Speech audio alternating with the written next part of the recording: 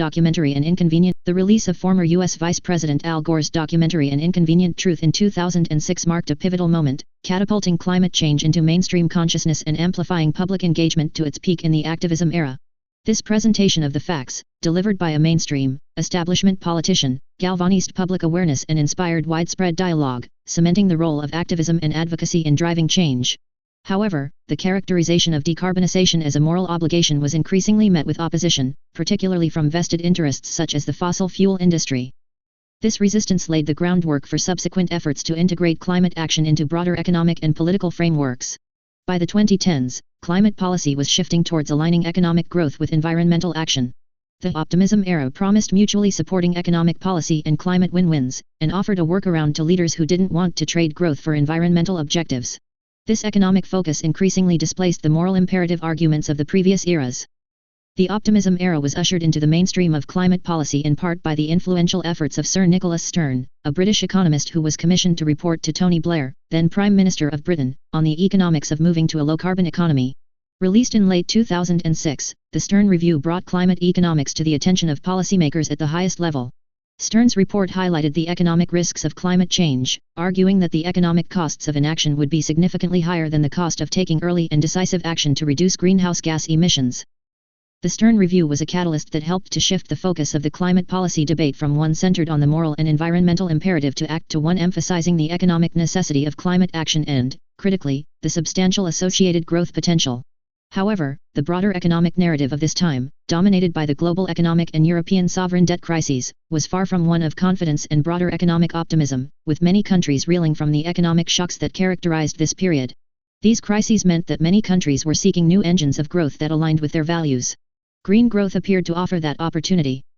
The shift paved the way for leaders to embrace climate action as a strategic economic opportunity rather than a burden, and an investment that could drive growth instead of just a cost.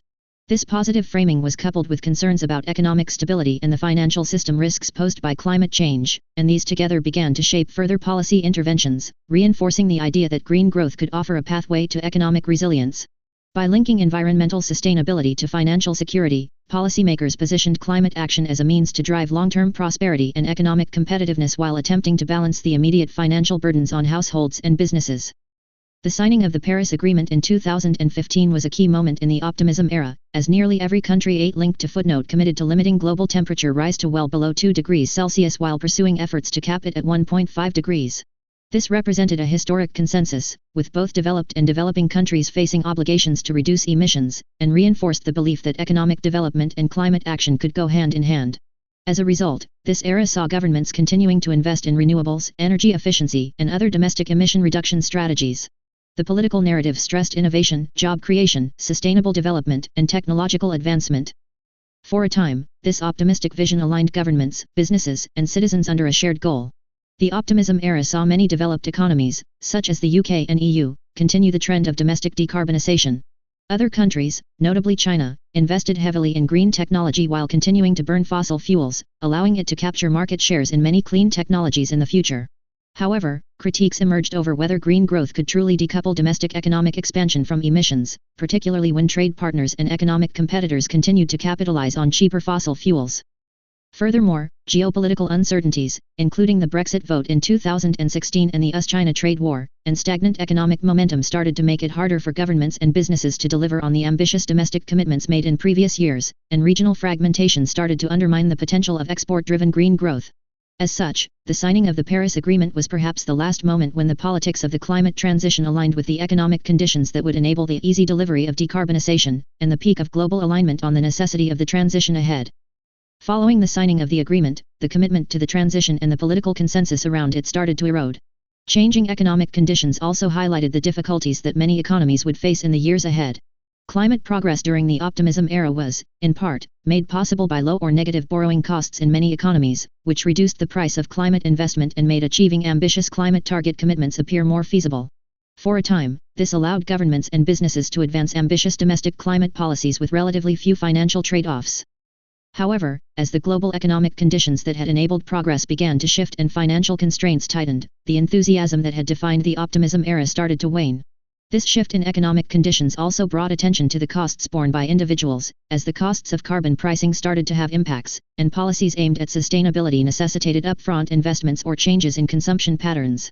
To mitigate these burdens, many governments prioritized regulatory interventions, such as energy efficiency standards and product labeling. These measures sought to encourage sustainable consumption while minimizing immediate financial strain on households and businesses.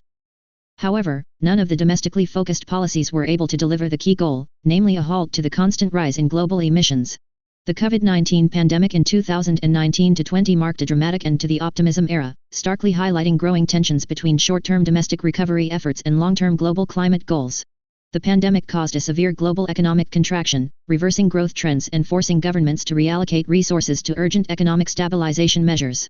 This effectively ended the dominance of the optimism era and green growth as priorities shifted towards domestic economic recovery. Despite massive stimulus packages being agreed and attempts to integrate either climate action or investment in clean technologies into recovery strategies, many governments ultimately deprioritized climate targets in the face of immediate economic concerns, ushering in the apathy era. Political shifts also impacted progress. The EU's Green Deal faced pushback, the US temporarily exited the Paris Agreement, and resistance to carbon pricing grew. Public opposition to costly climate policies, as seen in the resistance to carbon taxes that triggered France's Gilets jaunes protests, underscored the challenge of balancing climate goals with economic costs.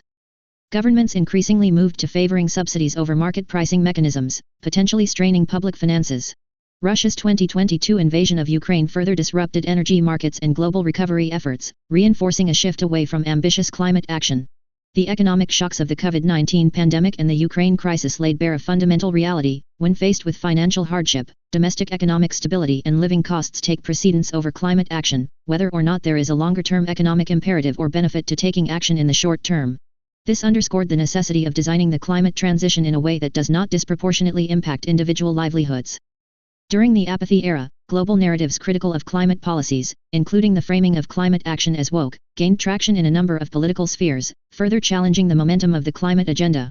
Questions about the effectiveness of the climate policy agenda also came to the fore as climate disasters accumulated and emissions continued to rise, leading to questions about whether the policies selected would actually lead to lower emissions and the achievement of climate targets, and whether countries would still bear the costs of a warming future regardless of their domestic decarbonization agenda.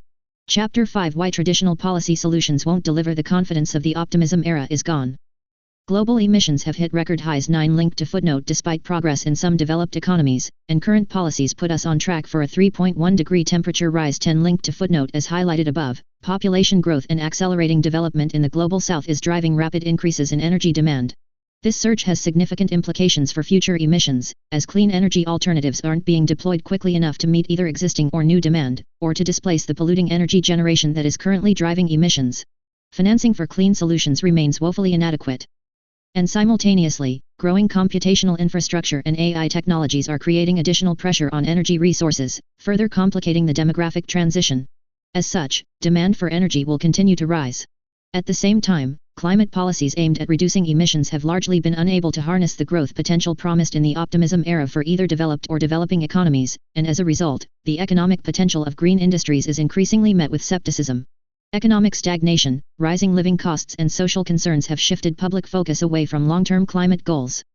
While awareness of climate risks is at an all-time high, willingness to bear costs for solutions that don't appear to deliver is declining, leading us to the climate paradox. Individuals hesitate to invest in green technologies due to high upfront costs, while governments, facing fiscal pressures, cut subsidies and backtrack on policies. Many of the easy wins of decarbonization in developed economies have been exhausted, and much of the low-hanging fruit of climate action, such as the widespread deployment of solar and wind energy in the global north and the near-global phase-out of ozone-depleting substances, has already been harvested. Much of what remains is complex, costly, or politically sensitive. At the same time, rising emissions in China and India make domestic action in smaller economies seem futile, even though these economies collectively match China's emissions. Clean energy solutions for developing economies offer major opportunities for sustainable growth, but investment is stymied by financial barriers and political inertia. Wealthy nations, facing debt and economic constraints, are scaling back climate finance instead of ramping it up. Meanwhile, capital markets remain fixated on short-term gains, even in declining industries. As economic and geopolitical pressures mount, governments are retreating from climate commitments and effective policies like carbon pricing are under threat. Without a fundamental shift in strategy, climate action risks stalling, just when global coordination is needed most. Skepticism is undermining climate action in this, the apathy era. Citizens question whether domestic policies will meaningfully reduce emissions or if businesses in other nations will honor their commitments, making them unwilling to bear extra costs. 11 Linked to footnote businesses, in turn, doubt government consistency on climate policy, stalling investment in clean technologies. This widespread uncertainty fuels resistance to decarbonization efforts and erodes political consensus. Doubt is also deepening polarization, reviving debates once considered settled and shifting political strategies, as seen in the UK's opposition retreat from net zero commitments. To move forward, we must confront these contradictions. The climate transition is not self-sustaining, it relies on policy, economics, capital, and a political narrative to drive action. If these falter, the transition stalls. The climate paradox and the apathy era thus demand a bold rethinking of how the world reduces emissions across the globe. No single country, aside from major emitters like China, India, the US, or Russia, can deliver real global impact through domestic decarbonization alone. National net zero targets remain crucial for giving businesses the certainty they need to invest in the development of new clean solutions and drive the innovation and competition that will bring their costs down. However, isolated efforts without global action risk economic strain, adding economic near-term costs while still leaving nations fully exposed to future climate adaptation costs. Just as the world must adapt to inevitable climate impacts already baked into the future, climate action itself must evolve, shifting from a strategy of stifling demand for energy to focus on systemic, global solutions that directly tackle the sources of emissions driving the crisis. Chapter 6 The future is disruption. We are entering the era of disruption. Whether it's an era of negative disruption or positive disruption will depend on the decisions that leaders take. Down the path of negative disruption, humanity will suffer the physical impacts and economic costs of a rapidly warming planet. But on the path of positive disruption, bold leadership and disruptive innovation can deliver the decarbonization we need. We have the ability to change the path of climate change by disrupting traditional policy and harnessing new solutions. Positive disruption in climate action will come from leaders seizing the narrative of technology and its potential to address the climate challenge, harnessing the transformative potential of bold innovation and systemic changes to reshape the world's approach to decarbonization. This approach envisions leaders leveraging ingenuity to mitigate climate change and adapt to its impacts. Positive disruption encompasses a range of approaches, from pragmatic near-term solutions to bold, high-risk innovations with the potential to reshape the planet's future. Applying positive disruption to the climate narrative requires re-examining core principles, pinpointing the primary sources of emissions and developing innovative, decisive strategies to eliminate them. This means targeting major emitters and focusing on the sources of emissions as a priority, regardless of where these occur. For example, actions to remove coal from the global energy system will have significantly greater impact than investment in last-mile decarbonization in economies where renewable energy already provides the bulk of generation. Achieving this positive disruption thus calls for visionary leadership and coordinated international efforts to drive transformative action. This does not imply the abandonment of ongoing domestic decarbonization efforts, indeed, these remain vital for reducing emissions and ensuring a sustainable future. Harnessing economic growth and employment from the green transition remains a key opportunity for those countries who target the right sectors and think critically about the role of green industrial strategy. Similarly, capital providers focused on long-term results will continue to bet on clean energy sources. However, the current trajectory of business-as-usual climate policy is not delivering results quickly enough to avert catastrophic warming, or to secure political support for additional, or in many cases, existing, climate policies. To accelerate progress, our approach must evolve, blending traditional strategies with bold, disruptive policies that challenge the status quo.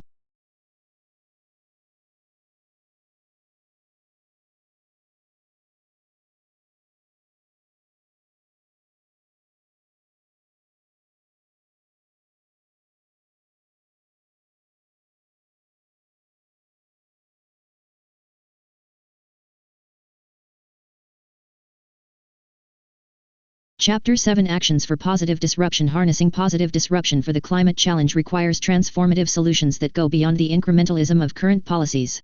The traditional mechanisms guiding climate action, slow-moving multilateral institutions, complex and fragmented rigid international agreements, the prioritization of domestic decarbonization, and cautious financing, are insufficient for the pace and scale of change required to both reduce emissions and renew political support for climate action.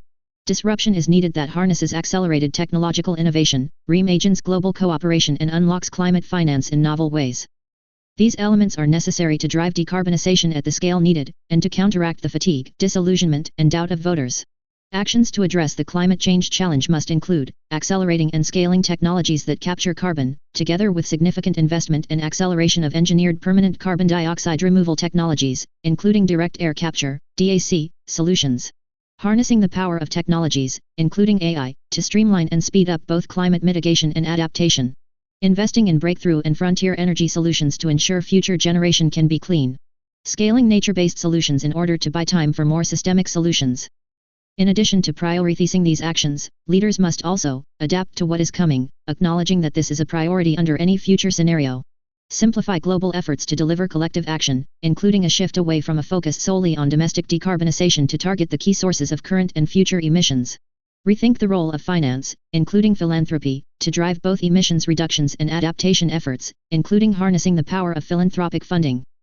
1. Accelerating and scaling technologies that capture carbon. Leaders must acknowledge that the coming decade is likely to see rising demand for fossil fuels, driven by increases in energy demand from populations in developing economies together with new technologies such as AI.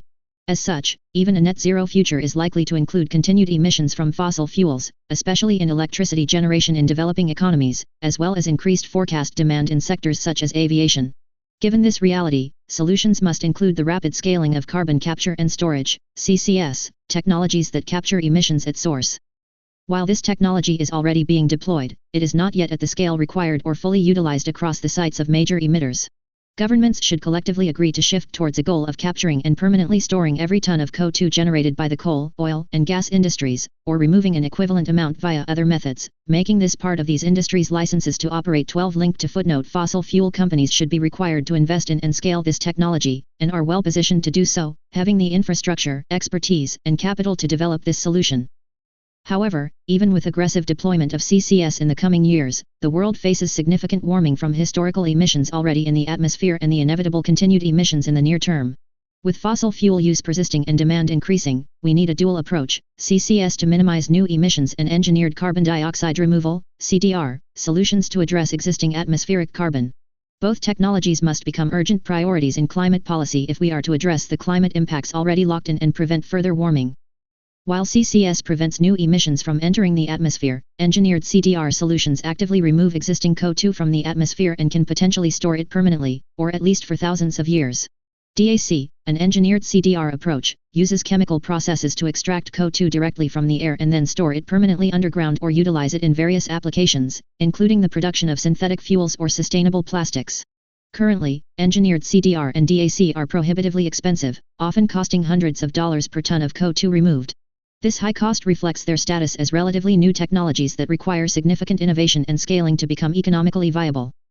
With increased investment in research, development, and deployment, these costs could decrease substantially, similar to the magnitude of cost reductions seen with solar panels and wind turbines over time. 13 Link to footnote. Despite these current challenges, engineered CDR generally and DAC specifically offer an essential solution for addressing historical emissions and for sectors where emissions are extremely hard to eliminate at source, such as aviation and agriculture. Current CDR policies have focused heavily on nature-based solutions as the primary method for removing carbon emissions from the atmosphere. However, not only are there constraints on the land and water needed to deliver these at scale, but nature-based solutions that accumulate carbon, such as forestry, are not permanent and do not sequester carbon indefinitely. For example, trees only absorb carbon as they grow, but once they reach maturity, their carbon uptake slows. In mature forests, the rate of new growth eventually becomes similar to the rate of decomposition, reaching a carbon-neutral state. If these forests are disturbed, through pest outbreaks, fires, floods, or landslides, they can release stored CO2 suddenly back into the atmosphere, exacerbating climate warming. This creates a fundamental temporal misalignment. 14 Link to footnote. Forest sinks are being used as an emissions offset for fossil fuel CO2 emissions that remain in the atmosphere for thousands of years. Furthermore, as climate change accelerates, rising temperatures, droughts, increased pestilence and wildfire frequency heighten the risk of forests becoming net carbon emitters rather than carbon sinks. For example, the IPCC has noted that in the long term, vegetation and soils currently removing carbon risk becoming sources of future emissions. 15 Link to footnote. Investment and innovation in permanent engineered CDR technologies, including DAC, is thus urgently needed, particularly as global efforts to reduce emissions stagnate and fossil fuel demand continues to rise. 16 Link to footnote. This investment should be supported by government policies that create demand for engineered permanent removals, such as requiring even a very small initial proportion of obligations under domestic emissions trading schemes to be met using credits generated from permanent removal technologies. Critics of CDR and CCS technologies point to their high costs, significant energy requirements, and the risk that carbon capture might be used to justify even greater fossil fuel consumption. These critiques have merit. However, limiting warming to 2 degrees or less without CCS would require substantial reductions in fossil fuel consumption, including a near elimination of coal use by 2050 and a 67 to 82% reduction in coal by 2030 in scenarios limiting warming to 1.5 degrees. 17 Link to footnote. The IPCC's 6th assessment report indicates that without CCS, coal and gas power plants worldwide would need to retire about 23 years earlier than expected to limit global warming to 1.5 degrees and 17 years earlier than expected to limit global warming to 2 degrees. 18 Link to footnote. Given that global demand for both fossil fuels and energy is currently rising rather than falling, the political and economic feasibility of rapid phase-outs is highly questionable, making both CCS technologies and engineered CDR critical components of realistic climate solutions. The IPCC has reinforced this, noting that carbon dioxide removals are an essential element of scenarios that limit warming to 1.5 degrees or below 2 degrees by 2100, regardless of whether global emissions reach near zero, net zero, or net negative levels. 19 Link to footnote. While investment in CCS technologies is slowly expanding, these solutions need to be scaled as rapidly as possible. CDR solutions are less developed and require not only investment to drive innovation and reduce costs but also the development of markets and financial mechanisms needed for deployment, for example risk transfer mechanisms, insurance, standards, and regulations. They also require investment in frontier clean energy solutions that will power this technology at scale. Finally, government support for these technologies would have the additional benefit of shifting the incentives for deepening the deployment of renewable energy, particularly in developing economies. At the moment, rejecting renewable options in the pursuit of fossil fuel generation comes with little consequence. A focus on DAC would not only drive innovation in this technology but would have the added benefit of highlighting to developed countries the true costs and savings associated with supporting renewable energy deployment in other jurisdictions. Compared with the costs of DAC to remove emissions in the future, the deployment of renewables in developing economies in the short term may be the more economical choice. Harnessing the power of technology, including AI. Governments need to prioritize the deployment of new technologies, including AI, to streamline and speed up both climate mitigation and adaptation. Technological innovations must be urgently integrated into climate policy, allowing them to drive progress across the value chain and translate into real-world impacts, including a reduction in emissions. The use of AI will lead to better climate modeling, infrastructure deployment, including grid design and improved resilience, energy cost optimization, and innovation for decarbonization. For instance, end-to-end integration of AI into the energy system offers significant opportunities for delivering clean power more quickly and at lower cost. This could involve utilizing AI to more effectively identify sites and prioritize connections, and to accelerate permitting procedures to reduce the time it takes to identify and permit new sites. Similarly, AI and other frontier technologies are revolutionizing energy efficiency, important not only for its potential to reduce emissions. The IEA estimates that doubling energy efficiency could provide larger emissions reductions by 2030 than any other intervention. 20 Link to footnote, but also for its role in enhancing energy security and affordability. For example, buildings typically waste a significant proportion of the energy they demand. AI-powered building management systems can continuously optimize heating, cooling and lighting in real time, reducing energy consumption by up to 30%. 21 Link to footnote. Such savings are supported by the use of next-generation building materials, including supercool and smart materials, which enable dramatic efficiency improvements in both new building and retrofits. 22 Link to footnote. 23 Link to footnote. In manufacturing, digital twins can create virtual replicas of production processes, allowing the identification and elimination of energy waste without disrupting operations. 24 Link to footnote. Integrating AI into energy system operations could improve weather forecasting, optimize grid operations, enhance energy storage management and improve demand response mechanisms. These improvements would in turn make energy systems more efficient and lower cost, helping to address the challenges of integrating intermittent and decentralized renewable sources efficiently. Smart grid technologies leverage machine learning to balance electricity supply and demand precisely, reducing transmission losses and integrating intermittent renewable sources more effectively. Meanwhile, new thermal energy storage solutions are enabling buildings and industrial facilities to shift energy demand to times when renewable generation is abundant. In transportation, solid-state batteries promise to extend electric vehicle (EV) ranges while reducing charging times and improving safety. Furthermore, EVs can serve as distributed energy storage, stabilizing grids, and maximizing renewable integration. For transport modes where conventional batteries are insufficient, new fuel cell technologies offer viable solutions including for heavy transport like shipping and aviation. 25 Link to footnote. Advanced lightweight composites and aerodynamic designs are also drastically reducing energy requirements across all transport modes. 26 Link to footnote. Satellite and remote sensing technologies also offer a wealth of applications to assist in addressing climate change. For example, satellites have revolutionized the detection of methane leaks by enabling global, continuous monitoring of emissions that were previously difficult to identify. Advanced sensors aboard satellites can detect methane's unique spectral signature, pinpointing leaks with increasing precision, including at the facility level. 27 Link to footnote. This remote sensing capability is particularly crucial because methane is a substantially more potent greenhouse gas than CO2, with more than 80 times the warming power of CO2 during its first 20 years in the atmosphere. 28 Link to footnote. 29 Link to footnote. Companies and regulatory agencies now use satellite data to create time series analyses that show emission patterns, helping prioritize maintenance and repairs where leaks are most severe. The technology also provides accountability by making emissions data more transparent and accessible, encouraging industry to address these highly damaging emissions promptly. Fixing identified leaks also makes strong business sense, as methane is the primary component of natural gas, a commodity that companies would rather sell than lose to the atmosphere. Many companies find that leak detection and repair programs quickly pay for themselves through recovered product, making satellite monitoring a win-win solution for both corporate bottom lines and climate protection. As satellite resolution and methane detecting capabilities continue to improve, this technology promises to be a critical tool in reducing potent greenhouse gas emissions across multiple sectors, delivering outsized climate benefits compared to equivalent reductions in carbon dioxide. These technological innovations collectively address critical opportunities for climate action. However, government efforts are needed in order to capitalize on their full potential. A number of these technologies have existed for half a decade or more, yet there are many circumstances in which they have not been adopted. Policies are needed to change the incentives to implement these solutions, and to align institutions, markets, and systems that are not currently delivering and deploying the full potential of many technologies at the speed required. Bureaucratic inertia, risk aversion, political concerns, and outdated financial models create bottlenecks that delay essential investments and innovation.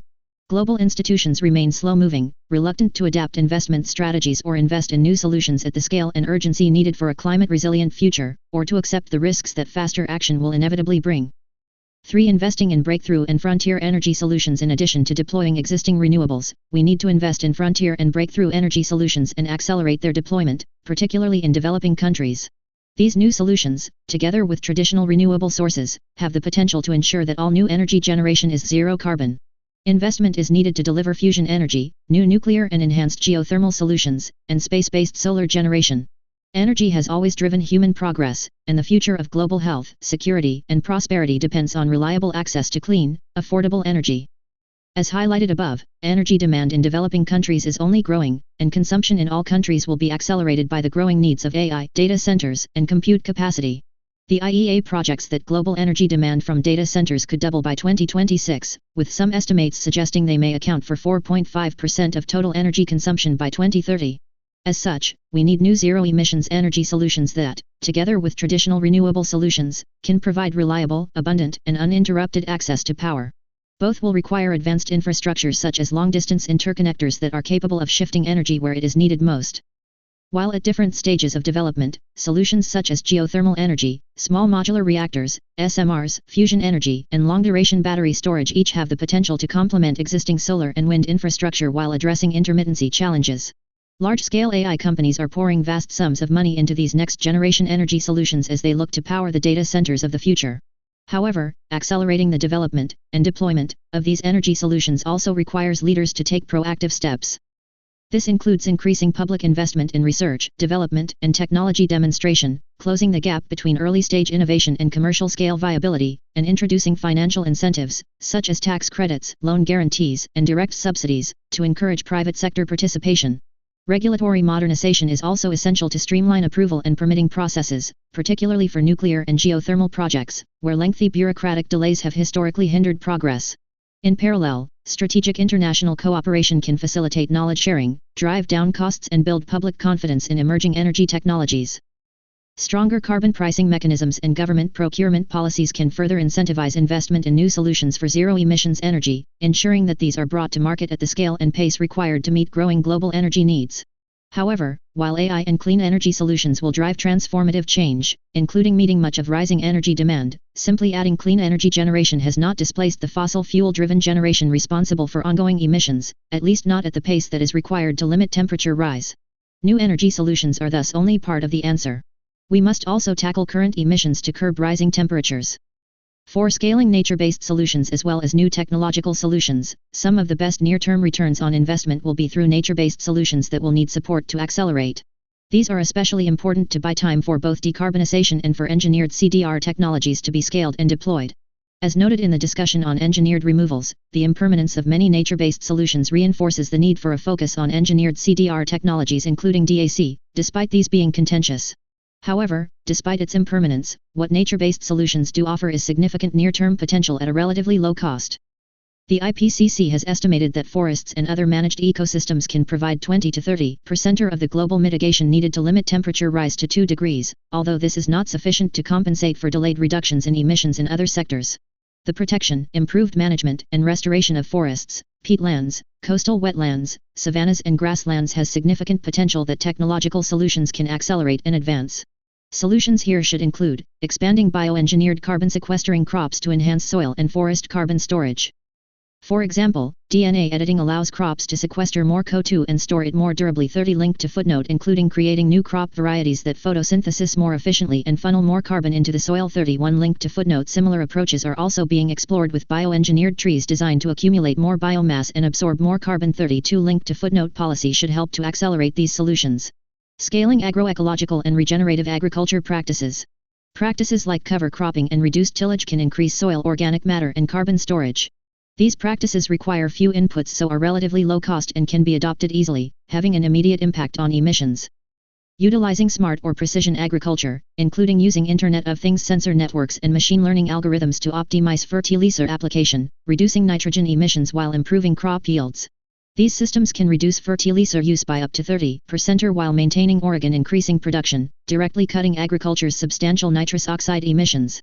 Enhancing coastal blue carbon solutions, which collectively represent some of the most efficient carbon sinks on the planet.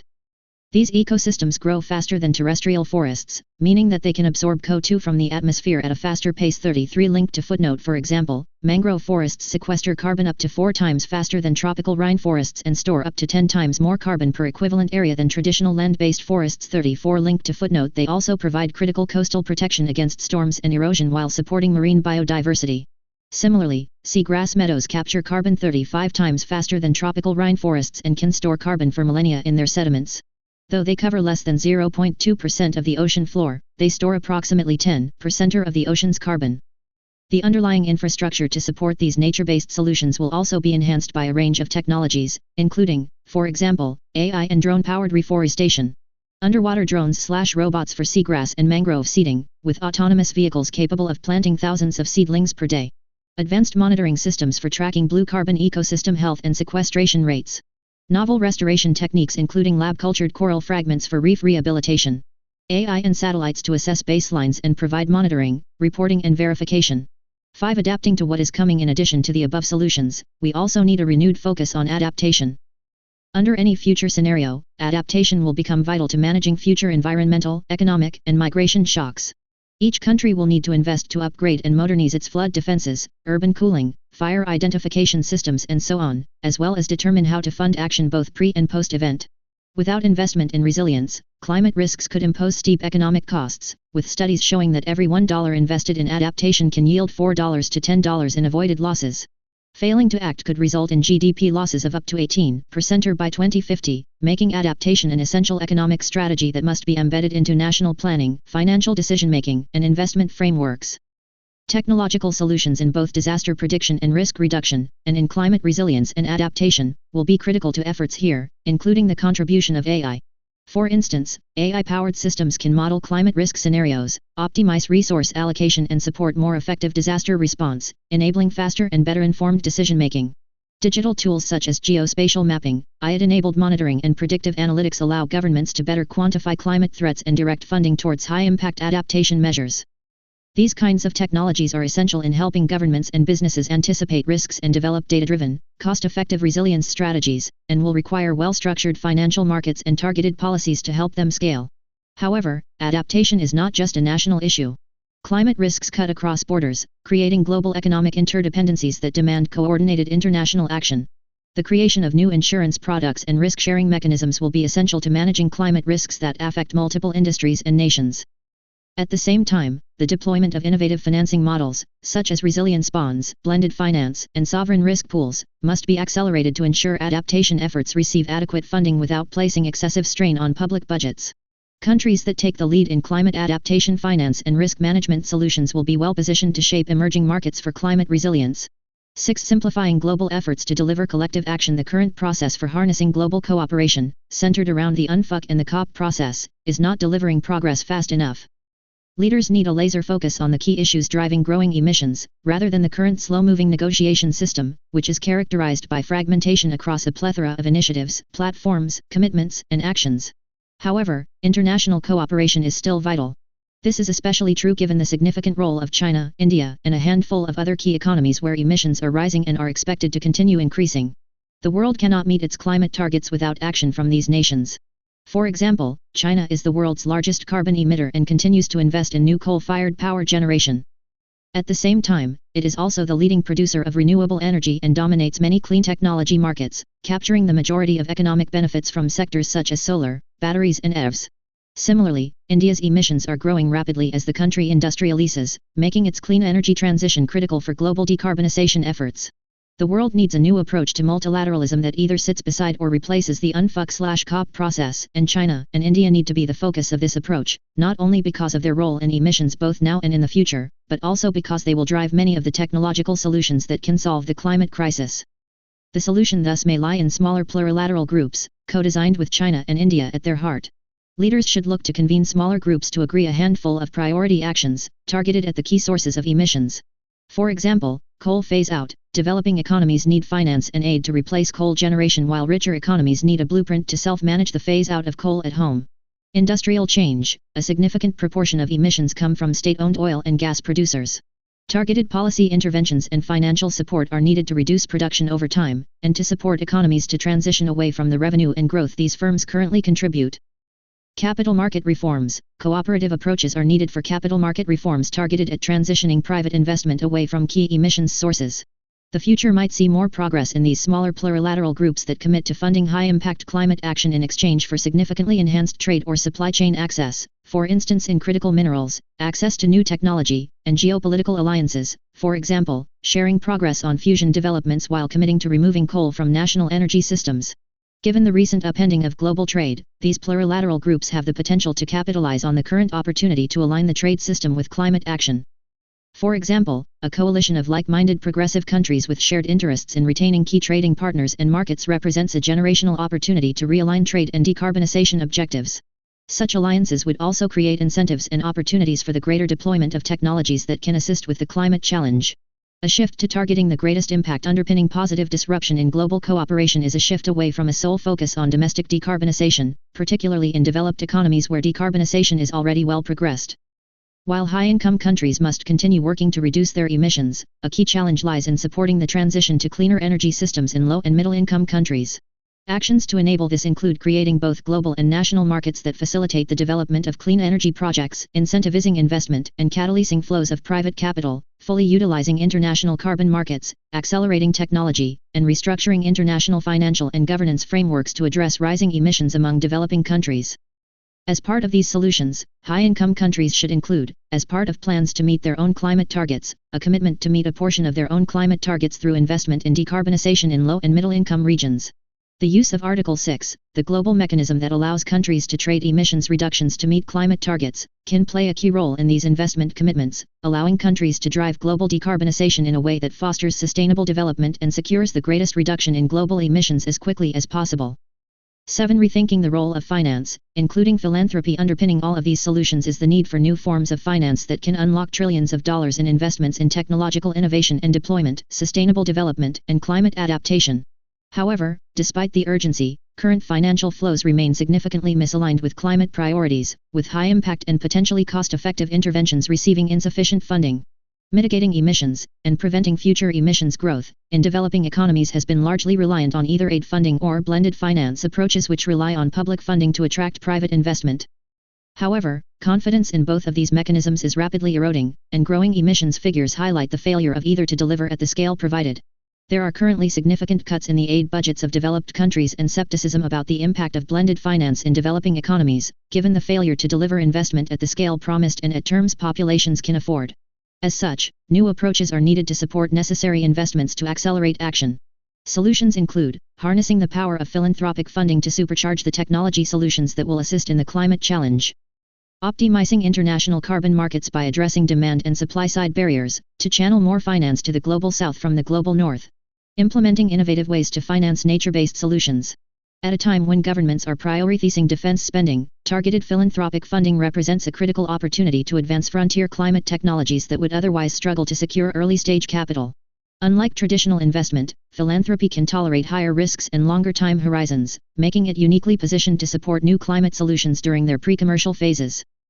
Climate-focused philanthropic capital should thus strategically target innovation gaps by funding high-risk research and development, supporting demonstration projects, and facilitating market entry for emerging technologies that are assessed as holding the most potential to reduce emissions or extract carbon from the atmosphere. One good example of the power of philanthropic investment is the Bill and Melinda Gates Foundation's investment in mRNA vaccine technology, years before the COVID-19 pandemic. Their early funding helped establish the foundational platform that enabled the unprecedented rapid development and deployment of COVID-19 vaccines when urgently needed, demonstrating how philanthropic capital can create technological readiness for critical global challenges. A similar focus on climate solutions could now accelerate the further innovation DAC, as well as other critical technologies like long-duration energy storage, green hydrogen applications and advanced geothermal systems, all essential components of a net-zero transition that remain too costly or unproven for mainstream investment. In the climate sector, Form Energy provides a further illustration of how philanthropy-backed investment can advance frontier decarbonization technologies. 35 Link to footnote. The company, which develops ultra-low-cost, long-duration energy storage using iron-air battery technology, received early-stage funding from Breakthrough Energy Ventures. This early support enabled Form Energy to pursue an innovative approach to grid-scale storage that can deliver electricity for 100+ hours at system costs competitive with conventional power plants, thus addressing a critical barrier to renewable energy integration. 36 Link to footnote. Traditional financial market mechanisms had failed to solve this issue, as conventional investors were reluctant to fund the extended R&D phase needed to commercialize novel battery chemistry.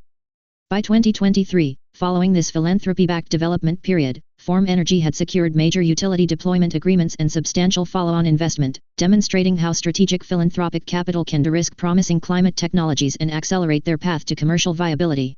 A similar approach could now accelerate development of critical technologies like DAC, driving the innovation and cost reductions that could make this solution truly transformative. Optimizing international carbon markets represents another promising avenue for redirecting financial flows towards climate priorities. Current carbon markets face significant challenges that limit their effectiveness in channeling finance from the global north to the global south. On the demand side, fragmented standards, concerns about additionality and lack of transparency have undermined buyer confidence. Supply-side barriers include high transaction costs, complex verification processes, and limited capacity in developing countries to develop and implement high-quality carbon projects. However, addressing these barriers could unlock substantial new finance for emission reduction projects in developing countries. Integrating carbon markets with national climate policies and national climate targets under the Paris Agreement would further strengthen their legitimacy and effectiveness. Recent initiatives to develop global implementation frameworks through Article 6, the Paris Agreement article that sets out carbon market trading, demonstrate growing momentum to overcome these barriers and establish robust international carbon market mechanisms that could mobilize billions in investment for developing countries while bringing down the costs of emissions reductions globally. Novel solutions should also be used to channel finance into nature-based climate action. For example, the Tony Blair Institute is currently exploring an end-to-end solution that uses technology to create trust and enable the commodification and preservation of the world's forests. The solution, Canopy X, aims to assist in the protection of forests, which currently store around 15.6 billion tons of CO2 per year. 37 Link to footnote, by incentivizing finance flows to countries with forests through new market mechanisms. Canopy X capitalizes on new technologies, such as improved satellite technology and AI, to establish robust baselines and projections of growth under different scenarios, and new financial assets such as digital tokens, distributed ledger technologies and smart contracts to allow trading of forest assets, including transactions based on their real-time status, thus creating new revenue streams for countries, and new incentives for enhancing existing forests. Canopy X then aims to link these transactions to country-level digital inventories, allowing the potential of corresponding adjustments of country-level target accounting to occur as transactions are executed. The combination of these technologies can help overcome the current challenges that can prevent finance flows to preserve forests, including poor transparency and monitoring, reporting and verification, MRV, and issues around double counting and double claiming. Chapter 8 Advancing High-Risk, High-Impact Solutions. In the most extreme case, in which we fail to make significant progress on decarbonization, the world may need to seriously consider solar radiation management, SRM, a technology generally considered a last resort for addressing global warming.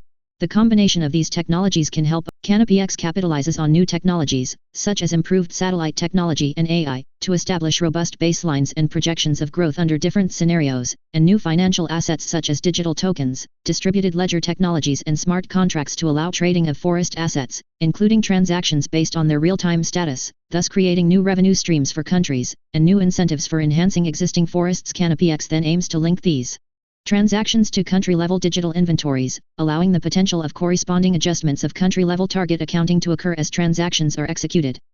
The combination of these technologies can help overcome the current challenges that can prevent finance flows to preserve forests, including poor transparency and monitoring, reporting and verification, MRV, and issues around double counting and double claiming. Chapter 8: Advancing High-Risk, High-Impact Solutions. In the most extreme case, in which we fail to make significant progress on decarbonization, the world may need to seriously consider solar radiation management, SRM, a technology generally considered a last resort for addressing global warming.